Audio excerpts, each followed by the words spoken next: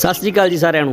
मैं हाँ जगजीत सिंह ਤੇ ਤੁਸੀਂ देख रहे हो मेरा चैनल जग्गा फरीदकोटिया PB04। सो सारिਆਂ ਨੂੰ ਬੇਨਤੀ, एक ਜ਼ਰੂਰੀ ਬੇਨਤੀ, बहुत ਜ਼ਰੂਰੀ ਬੇਨਤੀ है। सो ध्यान नाल सुनियो, इस वीडियो ਨੂੰ फुल एंड तक वाच करियो। सो ਤੁਸੀਂ ਜਿਵੇਂ ਜਾਣਦੇ ਹੋ कि बहुत अत ਦੀ गर्मी पै रही है। अपने घरां ਦੇ ਵਿੱਚ ਤਾਂ ਆਪਾਂ ਨੂੰ हर एक सहूलत मिल जाती है। अपने घर ਦੇ ਵਿੱਚ फ्रिज है, वाटर कूलर है, ठंडे पानी वाले RO लगे हुए हैं, सब सहूलत अपने कोले आ ਤੇ ਆਪਾਂ ਜਦੋਂ ਦਿਲ ਕਰਦਾ ਆਪਾਂ ਪਾਣੀ ਪੀ ਲੈਂਦੇ ਕੱਢ ਕੇ। ਪਰ ਇਹ ਬੇਜ਼ੁਬਾਨ ਜਿਹੜੇ ਪੰਛੀ ਉੱਡੇ ਫਿਰਦੇ ਵਿਚਾਰੇ, ਇਹਨਾਂ ਨੂੰ ਪਾਣੀ ਕਿਤੋਂ ਨਹੀਂ ਮਿਲਦਾ, ਕਿਉਂਕਿ ਪਾਣੀ ਦਾ ਲੈਵਲ ਧਰਤੀ ਦਾ ਬਹੁਤ ਥੱਲੇ ਜਾ ਚੁੱਕਿਆ, ਜਿਸ ਕਰਕੇ ਚੰਗਾ ਪਾਣੀ ਪੀਣ ਨੂੰ ਨਹੀਂ ਮਿਲਦਾ।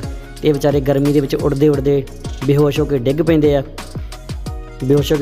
ਆ ਤੇ ਕਈ ਆਪਣੀ ਜਾਨ ਵੀ ਗਵਾ ਲੈਂਦੇ ਆ। ਸੋ ਸਾਰਿਆਂ ਨੂੰ ਬੇਨਤੀ ਹੈ ਕਿ ਆਪਣੀ ਛੱਤਾਂ ਉੱਪਰ ਜਿੱਥੇ ਛਾਂ ਪੈਂਦੀ ਥੋੜ੍ਹੀ, ਉਸ ਜਗ੍ਹਾ ਦੇ ਉੱਪਰ कुछ कूंडिया में पानी पा के रखा जाए। खुले भांडिया बर्तनों में भी पानी पा के रख सकते हैं आप। सो जिन्ना हो सके इन्हां पंछियों की मदद करो, परमात्मा बहुत बख्शिशां बख्शूगा। पंछियों के नाल नाल सानू नेचर का भी ख्याल रखना पेगा, सो तां जो इस गर्मी तो बचा जा सके।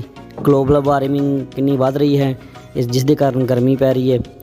सो जो अपने घरों के विच पौधे लगे हुए हैं या दरख्त लगे हुए हैं, 2 टाइम उन्होंने उपर पानी के फुहारे मारिया करो, अपनी मोटर चला के 2 टाइम पानी दिया करो पौधों को, तां जो वो गर्मी तो बच सकन।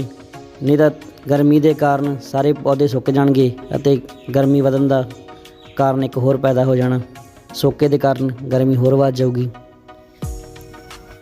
सो अपने तो जिन्ना भी हुंदा आपां नेचर की सांभ संभाल करिए। सो साइंटिस्ट दस रहे हैं कि हर रोज़ डेली लखां ही पंछी मरते हैं। जे आप भी उन्होंने मदद ना की तो पंछी इदां ही मरते रहणगे। पंछियों के नाल सानू आपनों भी खुद नूं भी गर्मी तो बचना पेगा। घट तो घट गर्मी के बाहर निकलिया जाए। जरूरी काम है तो बाहर जाओ, नहीं तो कूलर AC चला के आपदा बैठे रहो।